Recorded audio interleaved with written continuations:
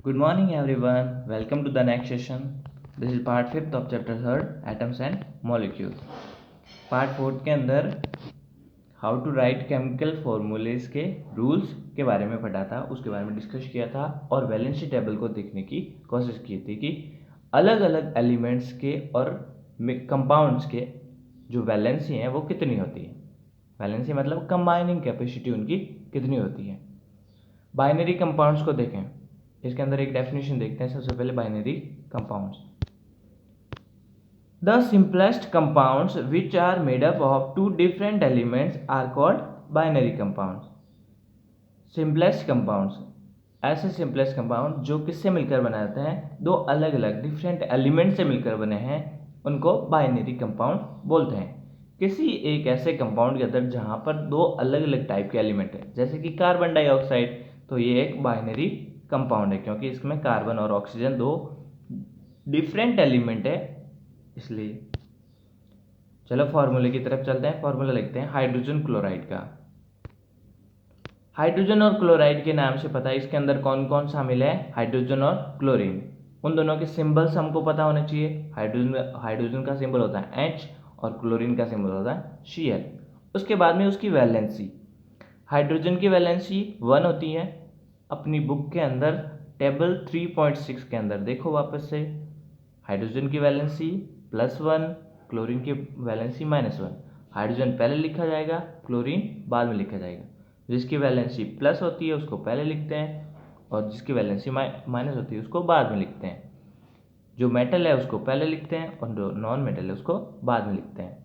Metal की valency हमेशा ही plus होती है और नॉन मेटल की वैलेंसी हमेशा माइनस होती है।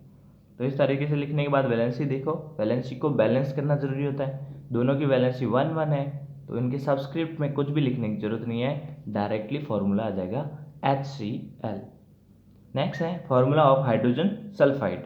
हाइड्रोजन और सल्फर का सिंबल हमको पता होना चाहिए, हाइड्रोजन के H, सल्फर का S।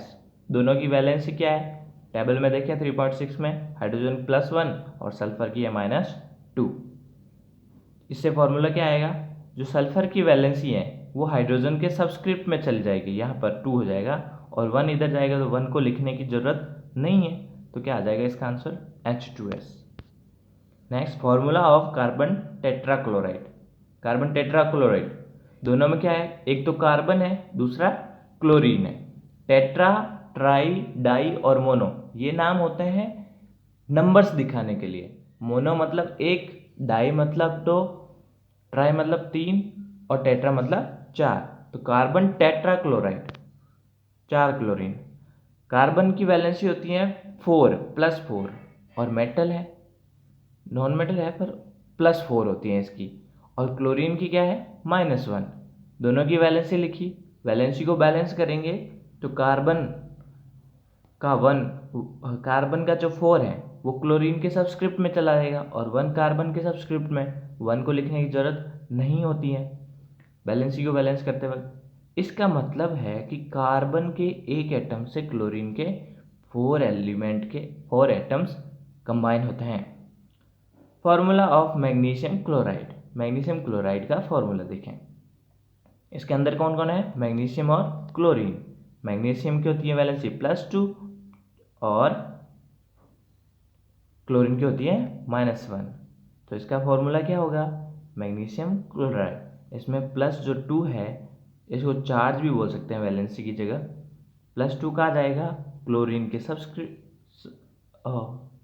सबस्क्रिप्ट में और मैग्नीशियम का आ जाएगा, मैग्नीशियम क्लोरीन का -1 आ जाएगा मैग्नीशियम के सबस्क्रिप्ट में। -1 को लिखने की जरूरत नहीं है इसलिए इसको MgCl2 करके लिखते हैं। सम मोर एग्जाम्पल्स, कुछ और एग्जाम्पल देखते हैं। Formula for aluminium oxide. Aluminium के ऑक्साइड का फॉर्मूला, एल्यूमिनियम और ऑक्सीजन दोनों के सिंबल देखें, एल्यूमिनियम का Al, ऑक्सीजन का O। उसके बाद में उनकी वैलेंसी चेक करें। एल्यूमिनियम की वैलेंसी कितनी है +3 और ऑक्सीजन की वैलेंसी कितनी है -2। अब इन दोनों की वैलेंसी को बैलेंस करते हैं। दोनों को अगर अपन कैंसिल आउट करना चाहिए तो 3 और 2 कैंसिल आउट नहीं होते हैं, तो इनको डायरेक्टली सबस्क्रिप्ट में डाल देंगे। तो +-2 कहाँ जाएगा, एल्यूमिनियम के सबस्क्रिप्ट में Al2 बनाएगा और ऑक्सीजन का एल्यूमिन का +3 ऑक्सीजन के सबस्क्रिप्ट में जाएगा और O3 बनाएगा। इसका मतलब एल्यूमिनियम ऑक्साइड बनाने के लिए एल्यूमिनियम के 2 एटम और ऑक्सीजन के 3 एटम आपस में कंबाइन होते हैं। Formula for calcium oxide, calcium oxide का फॉर्मूला, इसके अंदर कैल्शियम और ऑक्साइड ऑक्सीजन है, तो कैल्शियम और ऑक्सीजन का सिंबल्स लिखो, उसके बाद में इनकी वैलेंसी लिखो। कैल्शियम की वैलेंसी +2 और ऑक्सीजन की वैलेंसी -2, दोनों आपस में प्लस और माइनस कैंसिल आउट हो जाएंगे, तो क्या बचेगा 1 और 1। 1 और 1 को लिखने की जरूरत नहीं होती। नॉर्मली क्या होता है फॉर्मूला, Ca2O2 होना चाहिए, लेकिन सिंप्लीफाई करेंगे तो ये क्या होगा CaO। कैल्शियम ऑक्साइड का फॉर्मूला जो यूज किया जाता है वो CaO होता है। Here the valency of the 2 elements are the same, valency दोनों की सेम है। You may arrive at a formula Ca2O2, आपके पास फॉर्मूला क्या आ सकता है, Ca2O2 आ सकता है, लेकिन we simplify the formula as CaO। Next formula देखिए, formula of sodium nitrate. Sodium nitrate का फॉर्मूला है, तो इसके अंदर क्या है, सोडियम और नाइट्रेट है। नाइट्रेट कंपाउंड है नाइट्रोजन और ऑक्सीजन का। पहले इनका सिंबल्स लिखो, सोडियम का Na और नाइट्रेट का NO3- होता है। इनके ऊपर वैलेंसी चेक करो, सोडियम की वैलेंसी +1, नाइट्रेट की वैलेंसी -3, दोनों की वैलेंसी को बैलेंस करेंगे तो NaNO3। इधर सब्सक्रिप्शन में कुछ भी लिखना नहीं है, सोडियम के सब्सक्रिप्ट में कुछ भी नहीं लिखना है, क्योंकि दोनों की वैलेंसी 1 है, तो 1 को रिप्रेजेंट नहीं करते। लेकिन यहाँ NO3 एक पूरे कंपाउंड के अंदर है sorry. Formula of calcium hydroxide, calcium hydroxide में कौन कौन है, एक तो कैल्शियम है, दूसरा है hydroxide compound. Hydroxide compound 2 element से मिलकर बना है और कैल्शियम सिंगल एलिमेंट। तो इनका फॉर्मूला क्या होगा, इनकी वैलेंसी चेक करो, कैल्शियम की +2, OH की OH- होता है तो उसकी valency -1।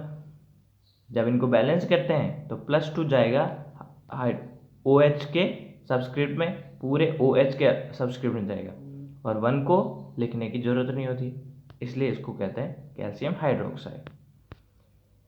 Formula of sodium carbonate, sodium carbonate का फॉर्मूला, इसके अंदर कौन कौन है, सोडियम और carbonate compound.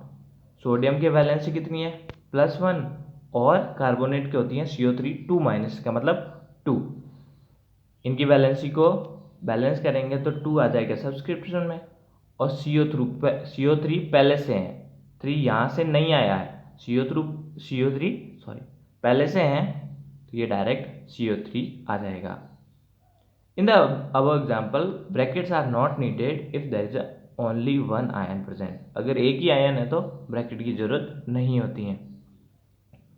Formula of ammonium sulphate, अब दोनों तरफ कंपाउंड है, अमोनियम भी क्या है, कंपाउंड है जो 2 एलिमेंट से मिलकर बना है, और सल्फेट भी 2 एलिमेंट से बना है। तो इनके अंदर कैसे करेंगे, तो इनकी कंबाइनिंग कैपेसिटी, अमोनियम की कंबाइनिंग कैपेसिटी NH4+ होती है, और SO4 सल्फेट की होती हैं 2-।